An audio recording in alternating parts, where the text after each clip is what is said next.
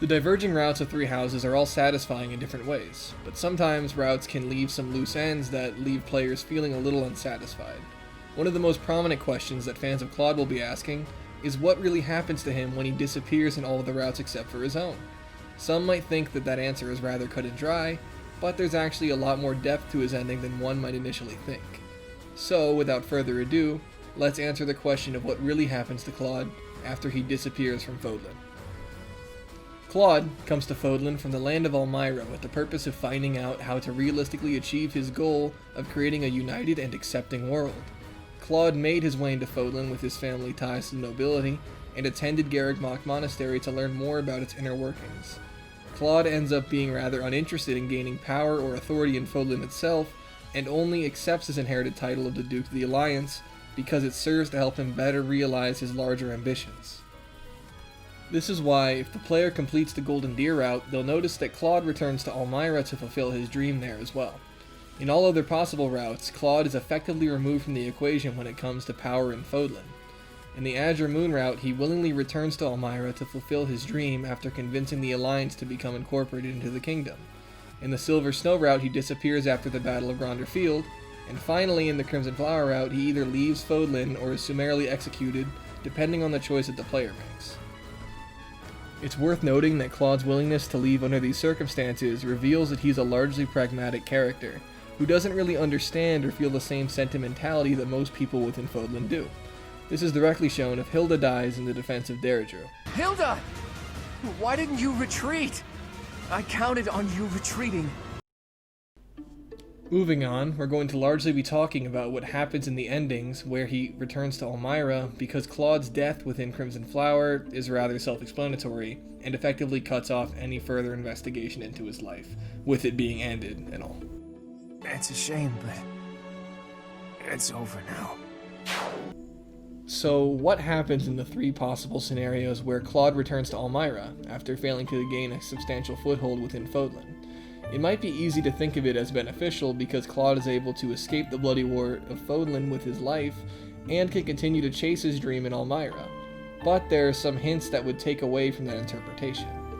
Claude has intentions of becoming a significant political figure within Elmira, and he's able to become the nation's king in many of his endings in the Verdant Wind route. However, his ascension to the position of king isn't necessarily a given. Within Claude's S support with Byleth, he mentions his blood connections to the royal family of Elmira, but qualifies that it isn't a significant connection. Now I've got to use my other bloodline to change my homeland for the better. I have royal connections there too, insignificant as they may be. It's time for me to struggle all over again and see what good I can do. So it seems that Claude doesn't have a direct line to inheriting the title of king, and that there must be some other quality that allows him to ascend to such a title within his route. Well, that quality seems to be Claude's impressive achievements in the Verdant Wind route, as shown in his paired endings with Hilda, Annette, and Ingrid. All of these endings make reference to the royal family of Elmira accepting him because of his success, showing that his achievements are a large factor into his earning the title of king, which largely makes sense from what little we do know about Elmira, because they seem to value direct displays of power or authority, as shown in Adair's continual campaigns at Fodlan's throat merely for the glory of succeeding in combat, and Cyril also disapprovingly recounts a similar tradition in Elmira, where the Elmirans would risk their lives in combat for glory in his support with Claude. Claude doesn't really end up achieving much of anything within routes that aren't his own, and actually returns to Elmira having only lost his power in Fodlan, thus being less likely to be a worthy contender for becoming Elmira's king.